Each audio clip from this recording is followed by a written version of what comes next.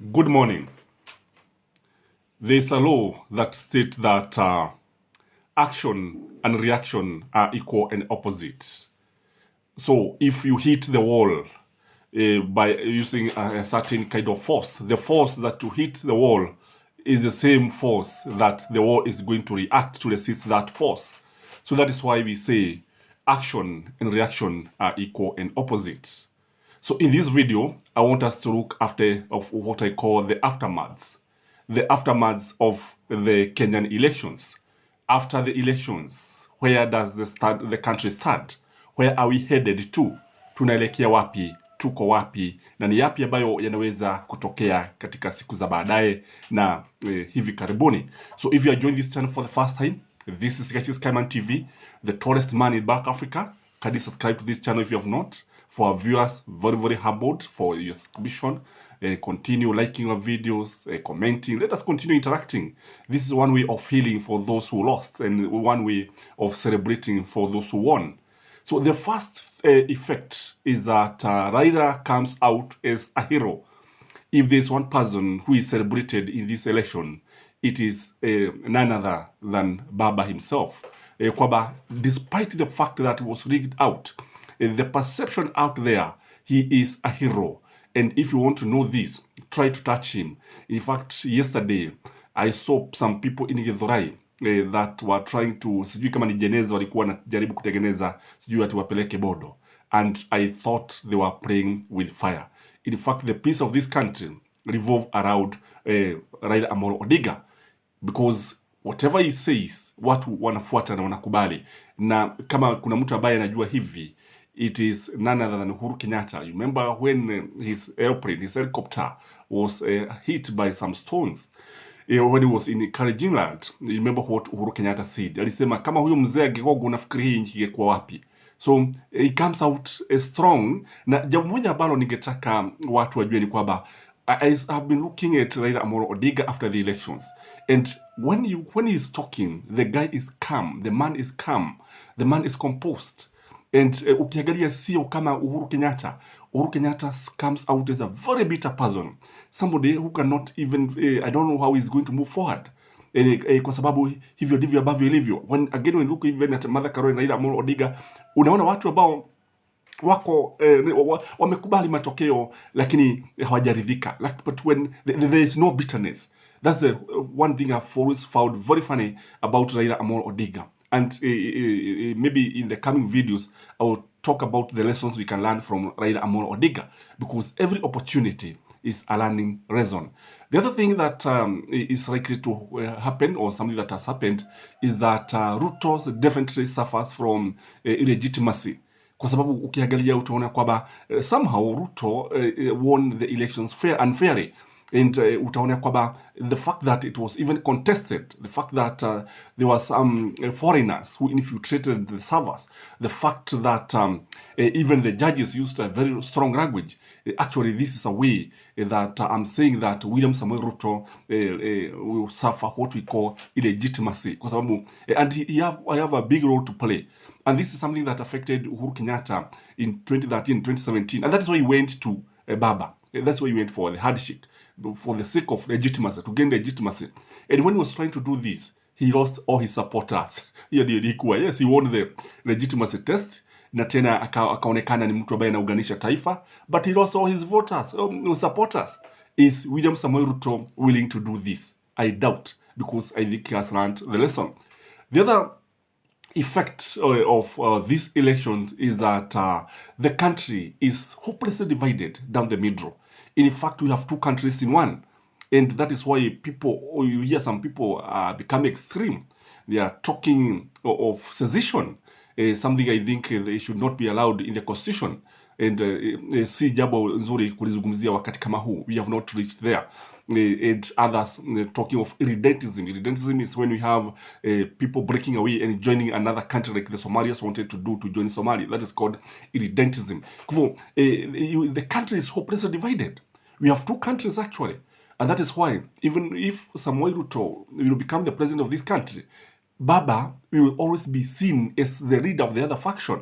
And that's why I'm saying Ruto needs to work extremely hard to unite this country as one. The gains that were made by Uhuru Kenyatta are completely lost. The other thing that comes out is mistrust between the Gema nation and the Luo nation. Kile ambacho tunajua ni kwamba the Luos somehow are feeling dissatisfied with the Gema nation. Their feeling of betrayal is there, and I agree that somehow they have betrayed, the Gema nation have betrayed the Luo nation. Although we cannot fail to see the gains that were made in these elections, because in the past, in Mount Kenya alone, Baba could get less than 20,000 voters in Mount Kenya. But today, as we talk now, there's a big following following Raila Amolo Odinga. In fact, even with rigging, he was able to get 0.9 million votes, almost 1 million. And remember, when you look at Mount Kenya, one thing that people should be able to understand is that even Jubilee did not win any seat. This is not a coincidence. In fact, what happened that there was massive rigging, and here I blame the Raila's agent, Azimio agents, those people who were supposed to send agents in Mount Kenya never did this. I think this mistrust have to be there, and it is good that this thing is brought to an end, because whether we like it or not, those are the facts, and that is the situation. The other aftermath is that when you look at the presidential elections, in future, it will be a Kikuyu Kalenjin affair. In fact, this channel, if I ask you, if elections were held in the next 5 years, are you going to vote for the president? I think many people would say no. And I would like the viewers in this channel to comment. Because you see now, what is happening is that we are coming out with a perception that elections are predetermined before people go to the votes. Kwa hivyo it's a waste of time.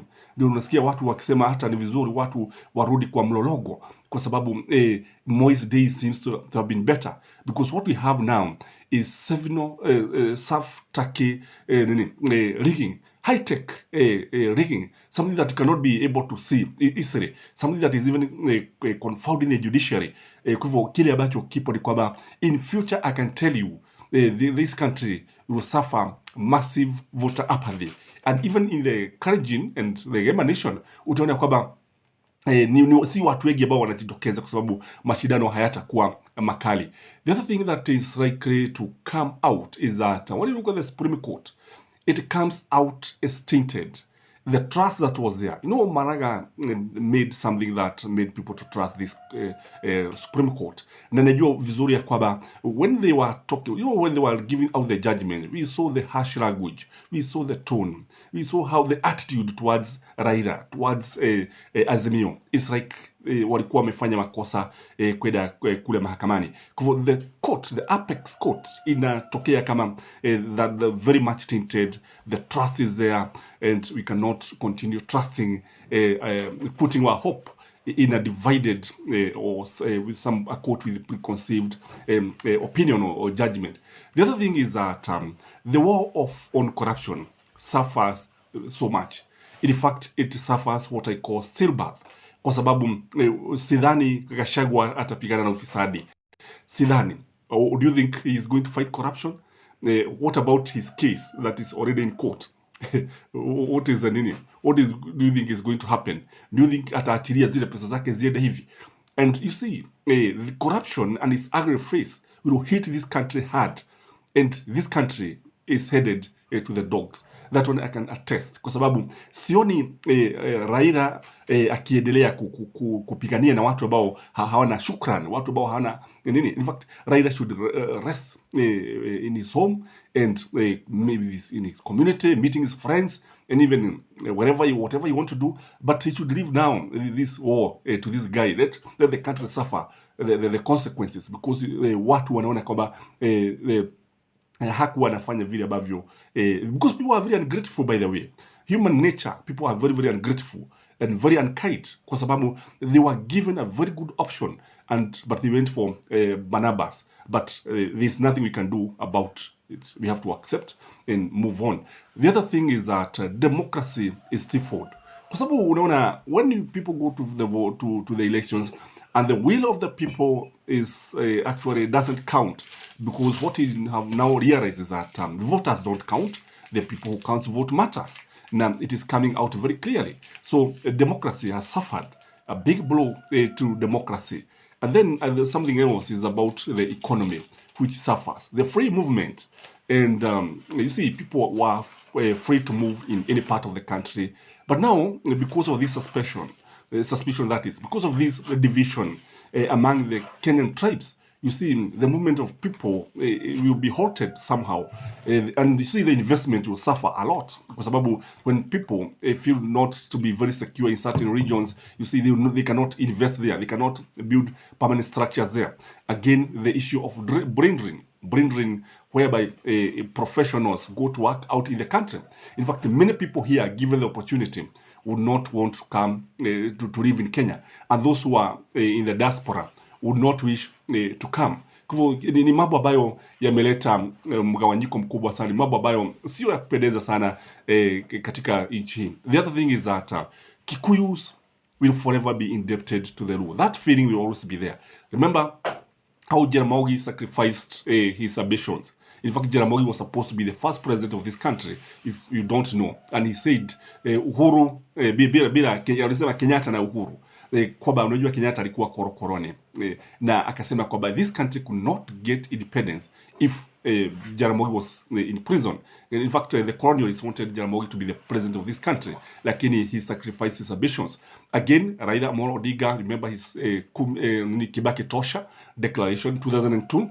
But the Kikuyus have come out as very ungrateful. And this feeling will always be there. Ile deni itakuwa pale. And until it is paid, nothing can stop this feeling. So, if you are joining this channel, as I said, this is Crisis Command TV. We continue analyzing issues as they come. And tomorrow, we expect the election of the speaker. I don't know who is your candidate, but I would vote for Kalonzo. If not Kalonzo, I would vote for Kenneth Marede. So, may you have a great day. Bye-bye.